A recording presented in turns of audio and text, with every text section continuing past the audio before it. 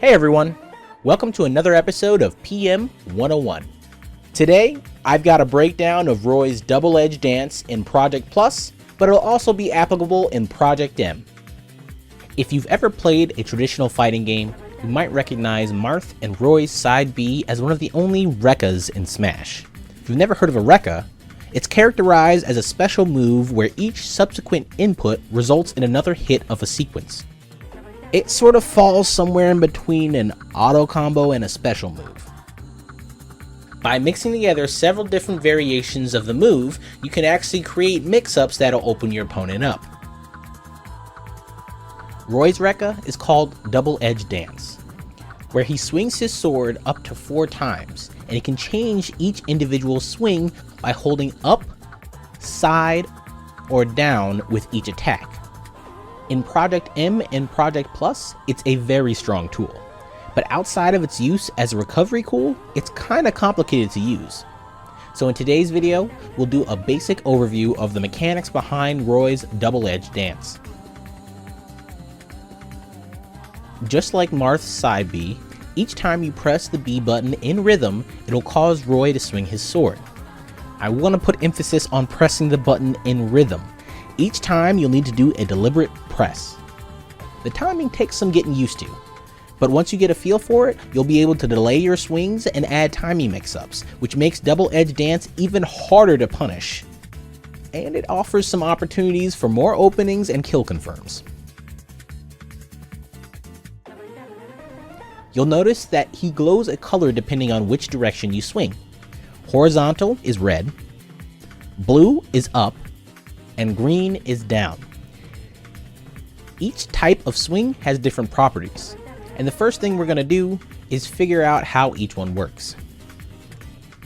The first hit of side B is pretty quick. It comes out on frame 6, so it's pretty good for stuffing approaches from your opponent. Naturally, being a sword move, the range on it is pretty good as well. Roy can confidently trap opponents in shield from a safe distance while still threatening to hit them with the following moves in the sequence.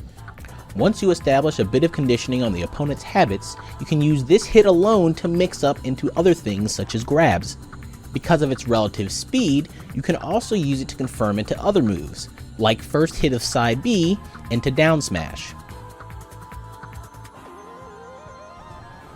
The second swing of double edge dance is where things start to get interesting. Now you have 2 options, side swing or up. Second hit side is a slightly delayed mid slash that helps combo into your later, more powerful swings.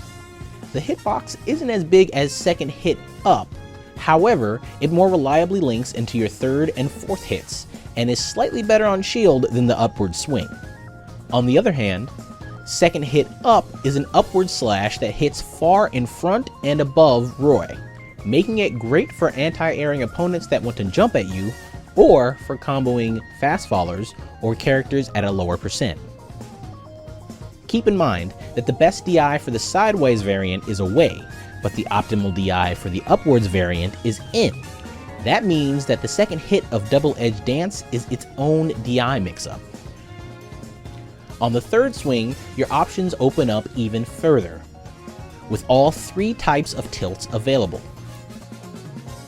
For this stage of the Rekka, your options are sideways, up, and down.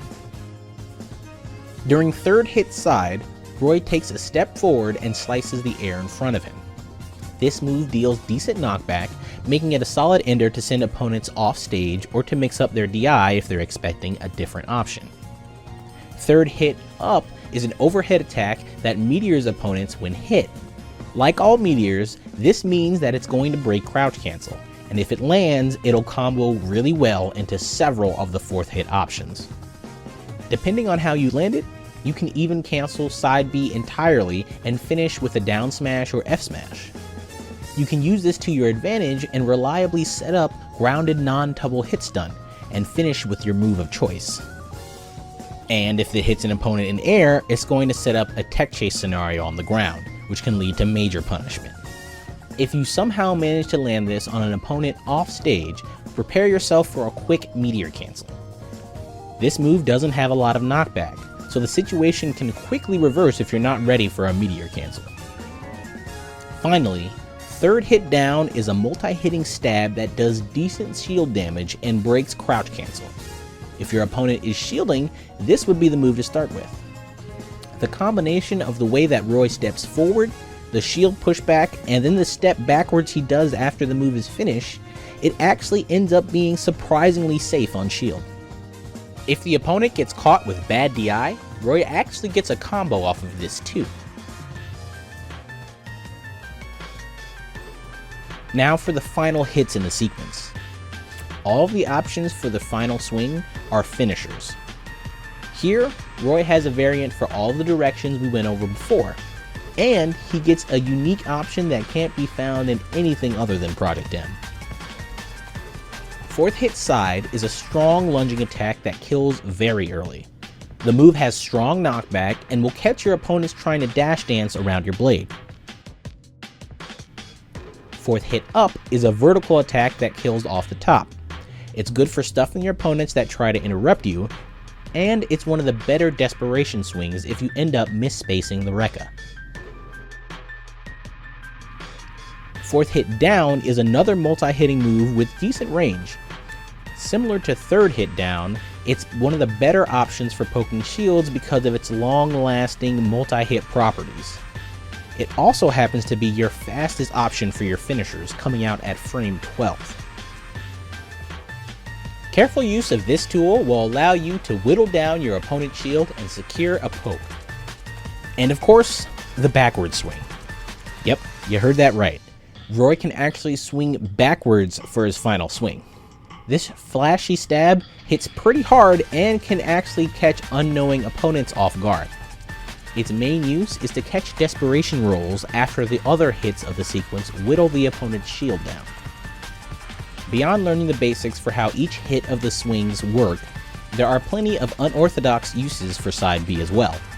The best Roy players are adept at using B reverses and wave bounces with their side Bs to mix up their landings and their drift. Because Roy is a semi-fast faller, he's susceptible to getting sharked and being juggled in the air. Using B reverses to make sure your opponent can't guess where you're going to land is crucial to making those stocks last as long as possible. The second and third hits up are great for setting up tech chasing, and you can follow with the fourth hit side to cover a missed tech in place, and sometimes even tech roll away depending on how long tech roll is. To add another layer to that, you could use the fourth hit backwards to cover tech roll behind. Most of Roy's side B swings are susceptible to crouch cancel. This means if your opponent is ready for a double-edged dance, they can just tank your attacks and punish you for it. The exception for this is Roy's third hit up, which is a meteor, and Roy's third hit down, which is a multi-hit that breaks crouch cancel. Just keep in mind that Roy's third hit up is actually only a meteor on the upper part of the swing. So, if the opposing character is short or holding down, they might actually low profile the meteor and be able to crouch cancel the flub hit. Only the first hit of the move can be made safe without precise spacing. After that, the following hits will require a lot more careful spacing in order to be safe from crouch cancel or shield. If you want to learn more about Roy, you can check out Sethlon's guide on Smashboards. It was made for an outdated version of PM, but all of the basics and general concepts are still very applicable to Roy play. If you liked the video, drop us a thumbs up and please consider subscribing to Project M Nexus. Everything we do is for the community, and if the community wants more videos like this, we'd be happy to oblige. There will be links to the rest of the Project M community down below, and you can get our own personal Discord down there too. For now, that's it for us. Stay tuned for more Project M content, and long live Project M.